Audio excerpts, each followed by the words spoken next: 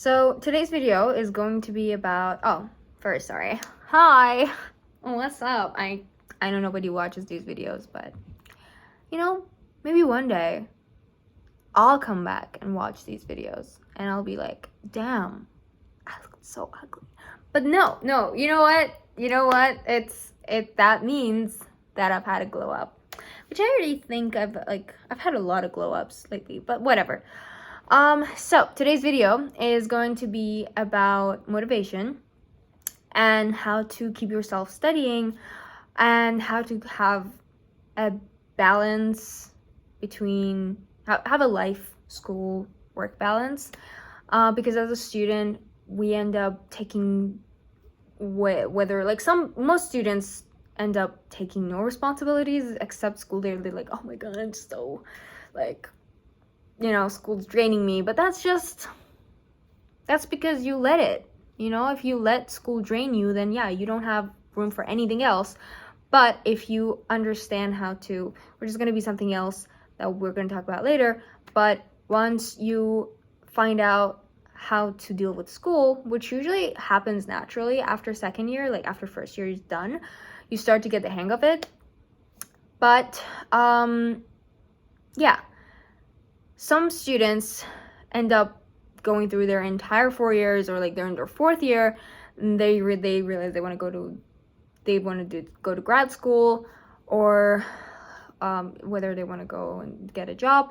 They really don't have any experience because they did nothing. They didn't work, or the work that they did was not really relevant. So all they have is their schoolwork, which is, it's not the most horrible thing. You could still get, put your school projects. If you went to a good university, they probably gave you some hands-on work, and you could put them on your experiences, in your project section.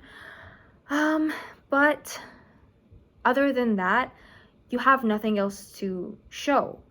What is your work ethics? How do you work in a group? How do you deal with risky situations? How do you deal with responsibility? Most of all. So yeah.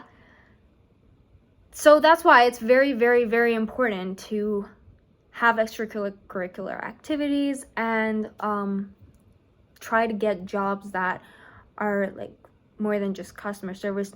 I was a barista at Tim Horton, which I definitely learned a lot of transferable skills there.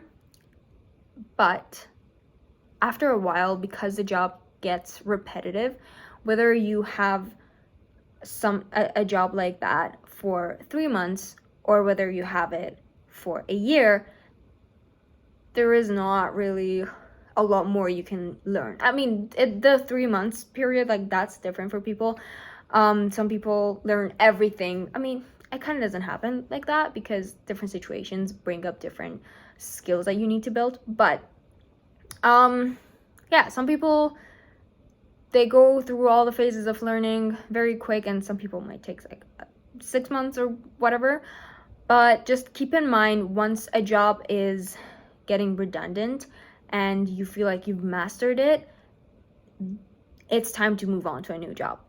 Especially as a student, you don't want, because as a student you can't really make much money with any of these jobs. They don't really have good salaries. So what you want to do is to keep learning and just keep changing jobs, and nobody's gonna accuse you of job hopping when you're a student.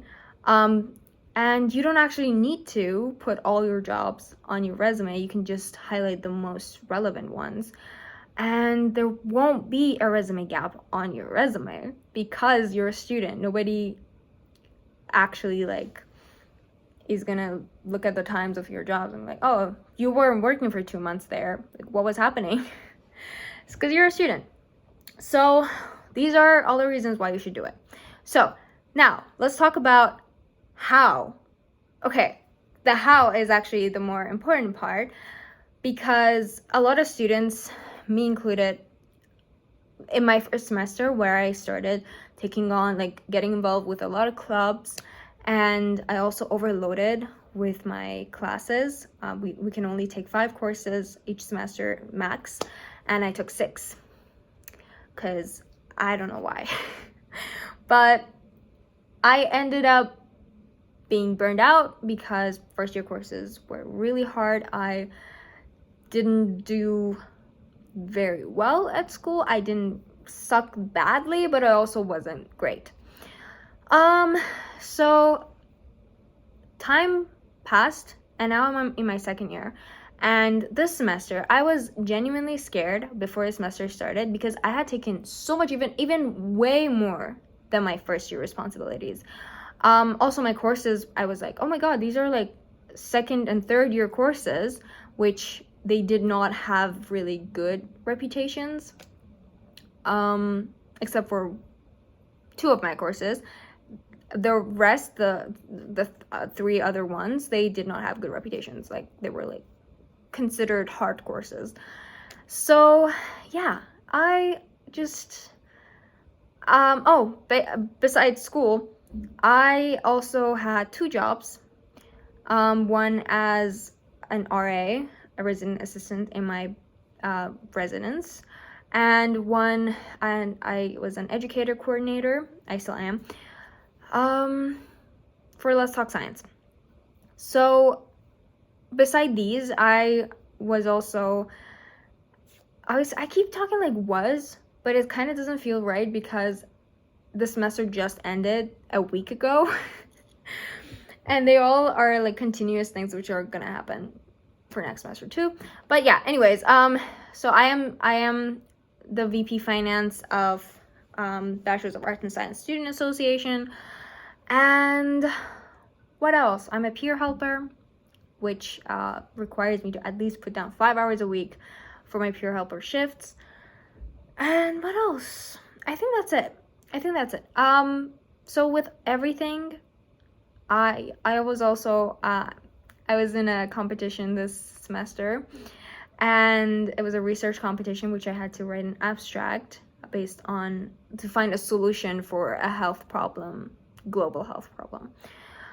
So yeah, everything was just really a lot. But guess what? I did experience burnout, but not as bad as the last semester, as the winter semester, my first year, because even though I was like taking much more responsibilities, I didn't get burned out because I had a more clear vision of how these responsibilities, how this work that I'm doing is going to help me in the future. I kept reminding me every time that I was like, I really don't want to do this. I really just want to be in my bed and do nothing, which happened quite often. I would just think to myself, this is going to help me with this, right? Like this, if I want to get to where I want to be. And that is the source of most people's motivation. You can use like little, rewarding yourself and like punishment and stuff like that, but they don't really work in the long run, because as long as you don't know why you're doing things, it takes way more energy to actually do the thing. And it's also really important to want it with all of your being. Because I know a lot of students who want to go to med school and they want 90 plus grades, but they don't do anything about it, even though they want it. But they don't do anything because their vision is not clear enough. They don't know how that med school is going to look like for them. They don't want it enough, maybe, or they don't. I actually think they don't really want it enough. If you want something enough, you will put in the work. And I have ADHD. I am talking as a neurodivergent person who has been struggling my entire life. And I still managed to wiggle everything. Is that even a word? The right word? Wiggle everything? maybe. So yeah, I talked very vaguely in this video, but I could talk more. It's been 10 minutes, so I won't.